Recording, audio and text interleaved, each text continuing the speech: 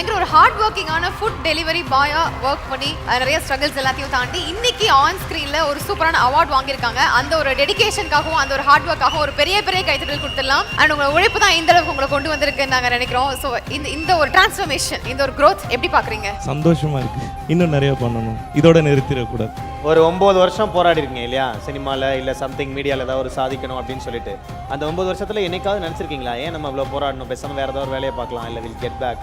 இல்லை இல்லை, எப்படி எது உங்களை தூண்டுச்சு? ஐ மீன் வேணாம், நம்ம இதை விட்டுற வேணாம் அப்படின்னு சொல்லுறது சம்திங் எது உங்களை வந்து தொடர்ந்து கண்டினியூ பண்ண வலியுறுத்துச்சு? இல்லை, நமக்கு அந்த ஐடியா தோணும்ல. இப்போ நீங்கள் ஒன்று சொன்னீங்களே, நம்ம திரும்பி போயிடலாம் அப்படின்னு சொல்லிட்டு, அந்த ஐடியா எனக்கு தோணவே இல்லை. மேபி அது தோணி இருந்தால் நான் திரும்பி போயிருந்திருப்பேன். அது ஏன் தோணாமல் இருக்குன்னு லேட்டராக யோசிச்சப்போ தான், ஒருவேளை இன்றைக்கி இந்த மாதிரி ஒரு சீரியல் இப்படி ஒரு வாய்ப்பு வரணும், இதுலேருந்து அடுத்த கட்டத்துக்கு போகணும் அப்படின்னு நடக்கணும்னு இருந்ததுனால எனக்கு அந்த தாட் வரல. என்னமோ பரவாயில்ல, பார்த்துக்கலாம் அப்படின்னு சொல்லிகிட்டே இருந்துட்டேன் நான். எனக்கு அதில் வருஷங்கள் போனது தெரியல. டக்குன்னு பார்த்தா 7 வருஷம் முடிஞ்சு போச்சு. அந்த மாதிரி ஆயிடுச்சு. உங்களை எல்லாம் டேக் பண்ணியிருக்காங்களா? சின்னத்திரை விஜய் சேதுபதினு உங்களை கூப்பிட்றாங்க, தெரியுமா உங்களுக்கு?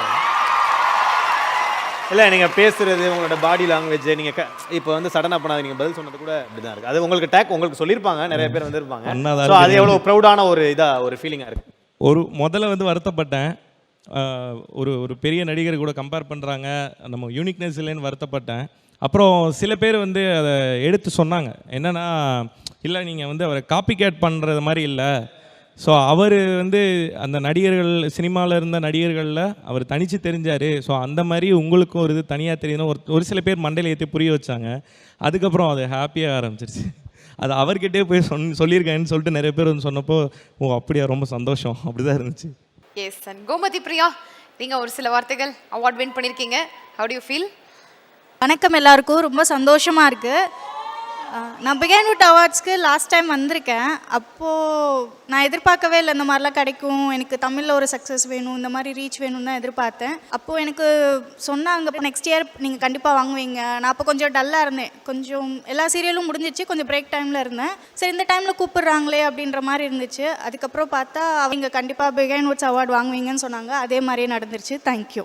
அண்ட் என்னோட சீரியல் டீமுக்கும் விஜய் டிவிக்கும் பேக் டு பேக் எனக்கு ப்ராஜெக்ட் கொடுத்துருக்காங்க. விஜய் டிவி 2வது ப்ராஜெக்ட் என்னை நம்பி இந்த மாதிரி கொடுத்ததுக்கு அண்ட் தமிழ்நாடு மக்கள் எல்லாருக்குமே ரொம்ப ரொம்ப நன்றி. வெளியில் எங்கே போனாலும், என் வீட்டில் கூட இப்போ சம்டைம்ஸ் எங்கள் ரிலேட்டிவ் எல்லாம் மீனான்னு தான் கூப்பிட ஆரம்பிக்கிறாங்க. அந்தளவுக்கு உள்ள அவ்வளோ இம்பேக்ட் இருக்குது. பிரியான்றதை மறந்துட்டாங்க. எப்போ பார்த்தாலும் மீனா. அப்புறம் இந்த நிறையா கொஸ்டின், எப்படி இவ்வளோ பொறுமையாக இருக்க? அப்புறம் என்ன கேட்டால் கண்டிப்பாக முத்துவையும் கேட்பாரு, எங்கள் சீரியலில் இருக்க எல்லாரையும் கேட்பாங்க, விஜயம்மாவும் கேட்பாங்க. ஸோ திட்டிக்கிட்டே இருந்தாலும் அவங்களையும் கேட்பாங்க. அதெல்லாம் நினைக்கும் போது ரொம்ப ஹாப்பியாக இருக்குது. நம்ம என்ன நினச்சி ஒர்க் பண்ணுறோமோ அது அப்படியே ஆடியன்ஸ் கிட்ட போய் ரீச் ஆகிருக்கு. அவங்க ஏற்றுக்கிட்டாங்களே, நம்மளை அக்செப்ட் பண்ணிட்டாங்கன்னு நினைக்கும் போது ரொம்ப சந்தோஷமாக இருக்குது.